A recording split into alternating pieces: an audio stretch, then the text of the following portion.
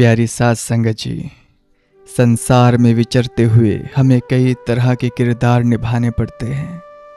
कभी हम पिता है, कभी पुत्र, कभी पति तो कभी पत्नी। महापुरुष समझाते हैं कि गृहस्थ में शांति अधिकार मांगने से नहीं आती, कर्तव्य निभाने से आती है। जरा सोचिए साथ संगत, एक डॉक्टर है, उसके पास एक मरीज आता है जो बहुत ही बुरे स्वभाव का है, गालियां देता है। अब डॉक्टर क्या करे? क्या वह उस मरीज का इलाज करना छोड़ दे? नहीं साथ संगत, अगर डॉक्टर ने मरीज के व्यवहार को देखकर अपनी डॉक्टरी छोड़ दी तो डॉक्टर में और उस बीमार इंसान में क्या फर्क रह गया? डॉक्टर का धर्म है इलाज करना, चाहे सामने वाला कैसा भी हो। ठीक इसी तरह साथ संगत, आप एक आध्यात्मिक डॉक्टर हैं। आपके परिवार में, पड़ोस में अगर कोई कड़वा बोल रहा है तो समझ लीजिए साथ संगत, वह मन का बीमार है। अगर आप भी उसके साथ लड़ने लग गए तो बीमारी उसे नहीं, बीमारी आपको लग गई है। पुराने समय की एक बहुत प्रसिद्ध कथा आती है साथ संगत, देवी वृंदा और जालंधर की। साथ संगत, जालंधर एक राक्षस था, आसुरी प्रवृत्तियों से भरा हुआ था। लेकिन उसकी पत्नी वृंदा एक पतिव्रता नारी थी, अपने कर्तव्य पर अडिग थी। उसका पति चाहे जैसा भी था, लेकिन वृंदा ने अपना धर्म, अपना फर्ज नहीं छोड़ा। इसका परिणाम क्या हुआ? शास्त्रों में प्रमाण है साथ संगत के वृंदा के तपोबल और कर्तव्य पालन के आगे स्वयं तीनों लोकों के स्वामी को झुकना पड़ा था। भगवान को उसकी रक्षा के लिए साथ संगत विवश होना पड़ा। तो शास्त्र यह कहता है साथ संगत जी कि अगर हम शिकायतें छोड़कर सिर्फ यह देखें कि मेरा क्या फर्ज है, तो सामने वाले का व्यवहार बदले या फिर ना बदले, लेकिन यह निरंकार आपकी ढाल बनकर खड़ा हो जाता है। रजिस्टर इस निरंकार के हाथ में है। वह यह नहीं देखेगा कि उसने क्या किया, वह यह देखेगा कि उस परिस्थिति में आपने क्या किया। लेकिन साथ संगत जी, यह एक समस्या आती है। आज का इंसान कहता है कि महाराज बातें तो सही हैं पर सहा तो नहीं जाता, कब तक बर्दाश्त करें। आज कलयुग का प्रभाव देखो तो घरों में सहनशीलता खत्म हो गई है। छोटी छोटी बातों पर डिवोर्स तक बात पहुंच रही है। बच्चे माता पिता से कह रहे हैं कि माई लाइफ माई रूल्स, मेरी जिंदगी मेरे नियम। यह जो मैं है ना साथ संगत, यही सारी क्लेश की जड़ है। संत कबीरदास जी ने बहुत सुंदर प्रमाण दिया है। कुटिल वचन सब दे बुरा, जारी करे सब छार। साधु वचन जल रूप है, बरसे अमृत धार। यानी कड़वे बोल आग की तरह है जो सब कुछ जला देते हैं, लेकिन संत का स्वभाव साथ संगत पानी जैसा होता है। गृहस्थ में जो नमता है, जो सहन करता है, वही उस परिवार को जोड़ कर रखता है। और सदगुरु बाबा अक्सर फरमाया करते थे कि हमें फूलों की तरह नहीं जो शाम को मुरझा जाए, हमें तो उस माली की तरह बनना है जो कांटों के बीच रहकर भी बगीचे को सींचता है। अगर आप चाहते हैं कि आपका घर स्वर्ग बने तो प्रतिक्रिया देना बंद कीजिए। सबसे पहले जब हम रिएक्ट करना बंद कर देते हैं तो सामने वाले की आग को ईंधन मिलना बंद हो जाता है, वह आग अपने आप बुझ जाएगी। यही गृहस्थ जीवन जीने की कला है साथ संगत।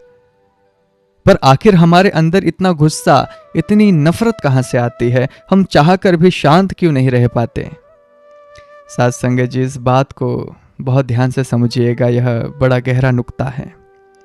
हमारा यह जो मन है, यह कंप्यूटर के हार्ड डिस्क या फिर चिप की तरह होता है। इस चिप में केवल इस जन्म का नहीं साथ संगत, करोड़ों अरबों जन्म का डेटा यानी कि संस्कार भरा है ना। कभी हम जानवर थे, कभी पक्षी थे, वह सारी पाश्विक वृत्तियां साथ संगत, वह काम, क्रोध, लोभ, मोह, सब इस मन की गहराई में जमा है। जब हम सत्संग में आते हैं, ज्ञान की बातें सुनते हैं और सिमरन करने बैठते हैं तो क्या होता है? कई बार बहन जी कहते हैं कि महात्मा जी, दासी जब सिमरन करने बैठती है तो मन में और गंदे विचार आते हैं, मन भागता है। साथ संगत जी, यह जो घबराने की बात नहीं है, यह तो खुशी की बात होनी चाहिए। जब सुनार सोने को तपाता है तो शुरुआत में सोना काला पड़ने लगता है, मैल ऊपर आ जाते हैं। देखने वाला सोचेगा कि सोना खराब हो रहा है, लेकिन सुनार जानता है कि यह मैल अंदर था जो अब बाहर निकल रहा है। जब तक मेल नहीं निकलेगा सोना शुद्ध कुंदन कैसे बनेगा साथ संगत। ठीक इसी तरह यह तू ही निरंकार का जो सिमरन है, यह अग्नि है। जब यह मन के अंदर जाती है तो जन्मों जन्मों के दबे हुए संस्कार जो है वह गुस्सा ईर्षा सतह पर आते हैं, उसे डिलीट होने दीजिए साथ संगत। उस समय सिमरन छोड़ना नहीं है बल्कि और जोर से पकड़ना है। यह आपकी मन की फॉर्मेटिंग चल रही है। दास का कहने का भाव केवल इतना है कि यह रास्ता मैजिक का नहीं लॉजिक का है। जैसे कपड़ा धोने के लिए उसे साबुन लगाकर पटकना पड़ता है, वैसे ही मन को धोने के लिए सिमरन की चोट मारनी पड़ती है। जब तक मन में सिमरन का चोट नहीं पड़ेगा और सत्संग का साबुन नहीं चलेगा, तब तक मन की गंदगी बाहर नहीं निकलेगी। साथ संगत जी, अभी हमने बात की कि कैसे हमें अपने कर्तव्य को निभाना है और कैसे मन की सफाई करनी है, लेकिन अभी एक पड़ाव और बाकी है। क्या केवल कर्तव्य निभाना ही भक्ति है? नहीं साथ संगत, भक्ति की एक ऐसी अवस्था भी है जिसे अद्वैत यानी कि वननेस कहते हैं, जहां मैं और तू का भेद ही मिट जाता है, जहां भक्त को सामने वाले में दुश्मन नहीं अपना ही अक्स और इस निरंकार का रूप दिखने लगता है। वेदांत और हमारे संत महापुरुष एक बहुत ऊंची अवस्था की बात करते हैं। एको ब्रह्म द्वितीयो नास्ति, यानी कि उस एक निरंकार परमात्मा के अलावा दूसरा कोई है ही नहीं। एक बार भगवान श्री राम ने हनुमान जी से पूछा कि हनुमान तुम कौन हो, मेरे साथ तुम्हारा क्या रिश्ता है? हनुमान जी ने हाथ जोड़कर बहुत ही गहरा उत्तर दिया। उन्होंने कहा, देह बुद्ध्या तु दासोहम, जीव बुद्ध्या तु दंसकः, आत्म बुद्धिया त्वमेवाहम इति में निश्चितामति। इसका अर्थ बहुत गहरा है साथ संगत जी। हनुमान जी कहते हैं कि प्रभु, जब मैं खुद को एक शरीर मानता हूं तो आपका दास हूं और आप मेरे स्वामी हैं। जब मैं खुद को एक जीव मानता हूं तो मैं आपका एक अंश हूं और आप अंशी है। लेकिन जिस पल मैं आत्म दृष्टि से देखता हूं तो प्रभु, जो आप है वही मैं हूं। हम दोनों में रत्ती भर भी फर्क नहीं है। साथ संगत जी, यही एक पूर्ण निरंकारी की अवस्था है। जब हम सेवा करते हैं, लंगर में बर्तन मांजते हैं, जूते पोंछते हैं, तो हम दास है, वहां हमें मालिक नहीं बनना। लेकिन जब बात ब्रह्म ज्ञान की आए तो हमें यह एहसास होना चाहिए कि सामने वाले घट में भी वही निरंकार परमात्मा बोल रहा है जो मेरे अंदर सुन रहा है। जब यह तू ही तू की अवस्था आ जाती है तो फिर ना कोई दुश्मन बचता है, ना कोई बेगाना बचता है। फिर इंसान इंसान से नफरत नहीं कर सकता, क्योंकि उसे पता है कि बल्ब अलग अलग भले है, कोई लाल है, कोई नीला है, कोई 0 वोल्ट का ही है तो कोई 100 वोल्ट का है, लेकिन सबके अंदर दौड़ने वाली बिजली एक ही है। अगर मैं बल्ब को फोड़ूंगा तो अपमान बिजली का होगा। लेकिन साथ संगत जी, दुनिया में रहना इतना आसान तो नहीं। कोई निंदा करेगा, कोई चुगली करेगा, ऐसे में सम दृष्टि कैसे रखे? यहाँ संतों का दृष्टिकोण समझने की कोशिश कीजिए। साथ संगत देखिए, दुनिया में 2 तरह के जीव हैं, एक मक्खी और एक मधुमक्खी। मक्खी का स्वभाव क्या है? उसे आप कितना भी सुंदर बगीचा दे दो, हजारों फूल खिले हो, लेकिन अगर वहाँ कोने में थोड़ी सी गंदगी पड़ी होगी तो मक्खी सारे फूल छोड़कर उसी गंदगी पर जाकर बैठेगी। और मधुमक्खी, उसे आप गंदगी के ढेर पर भी ले जाओ, अगर वहाँ एक छोटा सा फूल भी खिला होगा तो वह गंदगी छोड़ेगी और फूल से रस निकाल कर शहद बना लेगी। सदगुरु हमें गुरुमुख बनाते हैं। संसार तो रहेगा साथ संगत, इसमें गंदगी भी होगी, बुराई भी होगी, लेकिन जिसके पास ब्रह्म ज्ञान की नज़र है वह रावण में भी गुण ढूंढ लेगा, और जिसके पास मनमुख की नज़र है वह राम में भी कमियां निकाल देगा। इस बात को गहराई से समझने के लिए महाभारत का एक बहुत ही तार्किक प्रसंग देखिए। एक बार भगवान श्री कृष्ण ने दुर्योधन और युधिष्ठिर को दोनों को बुलाया और एक परीक्षा ली साथ संगत। कृष्ण ने दुर्योधन से कहा, जाओ और पूरे दुनिया में घूमकर कोई एक अच्छा इंसान ढूंढ कर लाओ जिसपे कोई बुराई ना हो। और युधिष्ठिर से कहा कि जाओ और पूरी दुनिया में कोई एक बुरा इंसान ढूंढ कर लाओ जिसमें कोई अच्छाई ना हो। दोनों गए और पूरी दुनिया छान मारी। जब वापस आए तो जवाब सुनिए साथ संगत। दुर्योधन ने कहा, केशव, मैंने सब जगह देखा लेकिन मुझे एक भी अच्छा इंसान नहीं मिला। हर किसी में कोई ना कोई खोट, कोई ना कोई स्वार्थ छिपा हुआ है। यह है मक्खी वाली नज़र जिसे हर जगह सिर्फ गंदगी दिखी। वहीं युधिष्ठिर ने हाथ जोड़कर कहा, प्रभु मैंने बहुत ढूंढा, लेकिन मुझे दुनिया में एक भी बुरा इंसान नहीं मिला। अगर कोई क्रोधी है तो उसके पीछे उसकी कोई पीड़ा है, अगर कोई लोभी है तो वह भी अपने परिवार का पेट भर रहा है। मुझे हर किसी में आपके ही अंश दिखे, कोई बुरा मिला ही नहीं। यह है मधुमक्खी वाली नजर। सात संगत जी, दुनिया वही थी, लोग वही थे, लेकिन दुर्योधन को कोई अच्छा नहीं मिला और युधिष्ठिर को कोई बुरा नहीं मिला। क्यों? क्योंकि कमी चित्र में नहीं, सात संगत हमारे चरित्र में है, हमारे लेंस में होती है। हम बाहर वही देखते हैं जो हम अंदर से होते हैं। जब सद्गुरु हमें ज्ञान देते हैं तो वह दुनिया नहीं बदलते, वह हमारा लेंस बदल देते हैं। और जब नज़र बदल जाती है तो जीवन से शिकायतें खत्म हो जाती हैं और सिर्फ शुक्राना रह जाता है। साथ संगत, अब हम प्रवचन के सबसे महत्वपूर्ण पड़ाव पर हैं। कभी सोचा है आपने, हमें बार बार सत्संग की जरूरत क्यों पड़ती है? साथ संगत, एक बार एक जिज्ञासु ने संत से पूछ लिया, महाराज मैं रोज सत्संग सुनता हूँ लेकिन मुझे सब याद नहीं रहता, मैं भूल जाता हूँ, तो फिर रोज आने का क्या फायदा? संत ने बहुत प्यारा उत्तर दिया। उन्होंने कहा कि बेटा, घर में जो टोकरी है जिसमें तुम कोयला रखते हो, जरा उसे लेकर तो आओ। वह टोकरी लेकर आया। वह गंदी थी, उसमें कोयले की कालिक लगी थी। संत ने कहा कि जाओ नदी से इसमें पानी भरकर जरा लाओ। लड़का गया, पानी भरा, लेकिन टोकरी में छेद बहुत थे। रास्ते में ही सारा पानी गिर गया। वह खाली हाथ आया। संत ने कहा फिर जाओ। वह 10 बार ऐसे गया, हर बार पानी गिर जाता।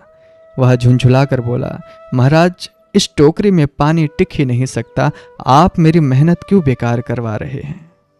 संत ने मुस्कुरा कर कहा कि बेटा ध्यान से देख, भले ही इसमें पानी नहीं टिका, लेकिन क्या यह टोकरी अब भी वैसे ही काली और गंदी है जैसे पहले थी? लड़के ने देखा, टोकरी एकदम साफ चमकती हुई हो गई थी। बार बार पानी के संपर्क में आने से उसकी सारी कालिक धुल गई थी। साथ संगत, सत्संग भी यही करता है। हो सकता है हमें हर बात याद ना रहे, हो सकता है हमारा मन भटक जाए, लेकिन जब हम बार बार इस सच्चाई के प्रवाह में आकर बैठते हैं तो हमारे मन की कालिक, हमारे पाप, हमारी चालाकियाँ अपने आप धुलती रहती है। इसलिए सत्संग हो भी नहीं, हमारे जीवन की जरूरत होनी चाहिए। साथ संगत, हम सत्संग भी करते हैं, सिमरन भी करते हैं, सेवा भी करते हैं, लेकिन अगर हमारी जुबान कड़वी है तो समझ लीजिए कि हम एक हाथ से पुण्य कमा रहे हैं और दूसरे हाथ से उसे नाली में बहा रहे हैं। बाबा जी अक्सर कहते थे, मीठा बोलना एक महंगा शौक है जो हर किसी के बस की बात नहीं। एक बहुत सुंदर प्रसंग आता है, बहुत प्रसंग है, ध्यान से सुनना। एक बार एक राजा शिकार खेलते हुए जंगल में रास्ता भटक गया। वह बहुत प्यासा था। उसे दूर एक कुटिया दिखाई दी जहां एक अंधा साधु बैठा था। राजा के सैनिक वहां पहुंचे। उन्होंने साधु से रुखेपन से पूछा, ए अंधे, क्या तूने किसी को यहां से जाते देखा है? हमें पानी चाहिए, जल्दी बता। साधु ने शांत भाव से कहा, नहीं भाई, मैंने किसी को नहीं देखा। सैनिक चले गए। थोड़ी देर बाद राजा का सेनापति वहां पर आया। उसने थोड़ा बेहतर ढंग से पूछा, सूरदास जी, क्या आपने हमारे सैनिकों को यहां से गुजरते देखा है? साधु ने कहा कि हाँ, अभी कुछ सैनिक यहाँ गए हैं। अंत में राजा स्वयं वहां पर आया। राजा ने साधु के चरण छुए और कहा, बाबा जी प्रणाम, मैं रास्ता भटक गया हूँ, क्या मेरे सैनिक और सेनापति यहाँ आए थे? साधु हंसा और बोला कि हाँ राजन, पहले तुम्हारे सैनिक आए थे, फिर तुम्हारा सेनापति आया था और अब तुम स्वयं आए हो। राजा बहुत हैरान हुआ। उसने पूछा, बाबा आप तो देख नहीं सकते, फिर आपने पहचाना कैसे कि कौन सैनिक है और कौन राजा? साधु ने जो जवाब दिया, साथ संगत, वह हम सब के लिए एक सबक है। उसने कहा, राजन, इंसान अपनी सूरत से नहीं, अपनी बोल चाल से पहचाना जाता है। जिसके शब्दों में गाली और अकड़ थी वह जरूर छोटा कर्मचारी होगा। जिसके शब्दों में थोड़ी तमीज थी वह अधिकारी होगा। लेकिन जिसके शब्दों में इतनी नम्रता और मिठास थी वह सिवाय राजा के और कोई नहीं हो सकता। साथ संगत जी, आप भी शाहों के शाह सद्गुरु के शिष्य हैं।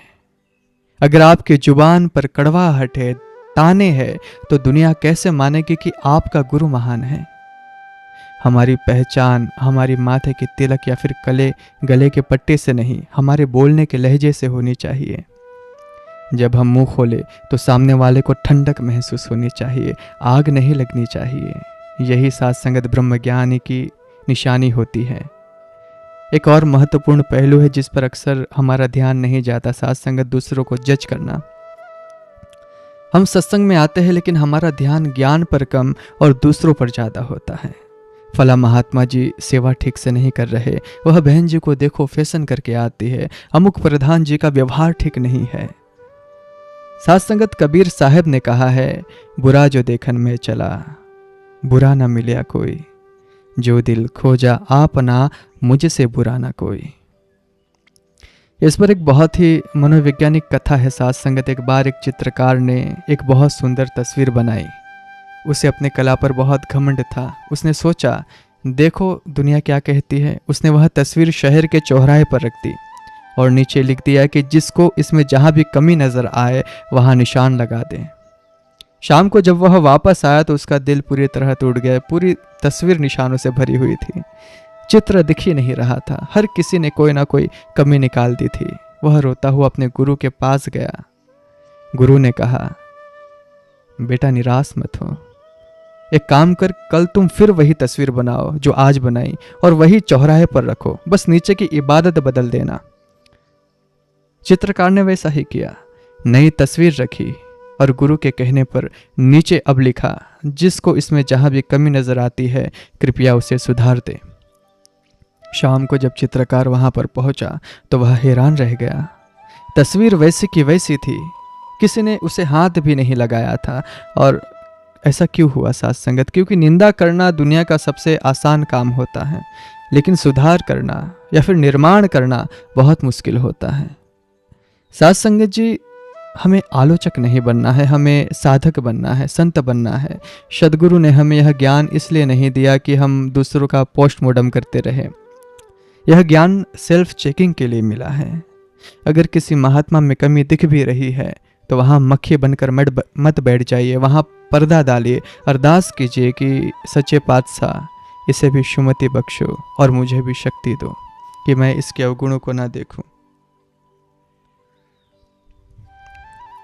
अंतिम पड़ाव की ओर बढ़ते हुए जो गृहस्थ जीवन के लिए संजीवनी बूटी का काम करेगी वह है वर्तमान में जीना, लिविंग इन द प्रेजेंट। हम या तो बीते हुए कल के मलबे के नीचे दबे हैं, उसने मेरे साथ 10 साल पहले ऐसा किया था, या फिर आने वाले कल के चिंता में मरे जा रहे हैं कि बच्चों का क्या होगा, व्यापार का क्या होगा। एक छोटी सी चिड़िया को देखिए साथ संगत, वह शाम को जब घोंसले में जाती है तो चोंच में कल के लिए दाना दबाकर नहीं ले जाती। उसे भरोसा है उस मालिक पर कि जिसने आज दिया है वह कल भी देगा। लेकिन इंसान के पास अगर 10 साल का राशन भी पड़ा हो तो वह 11वें साल की चिंता में अपना बीपी बढ़ा लेगा। अगर हम इन बातों को सुनेंगे नहीं बल्कि गुनेंगे, आचरण में डालेंगे तो हमारा घर ही स्वर्ग बन जाएगा। साथ संगत, हमें मरने के बाद किसी स्वर्ग की जरूरत नहीं पड़ेगी। सदगुरु माता सुदीक्षा जी महाराज हम सब पर यही रहमत कर रहे हैं। साथ संगत, वह हमें बार बार जगा रहे हैं। अब जागना हमारा काम है। इन्हीं शब्दों के साथ दास क्षमा प्रार्थी है। बोली और ख्यालों में कोई भूल चूक हुई हो तो अनजान बच्चा समझकर बख्श लेना। समय अपनी समय सीमा से ऊपर जा रहा है। प्रेम से कहना धन्यवाद।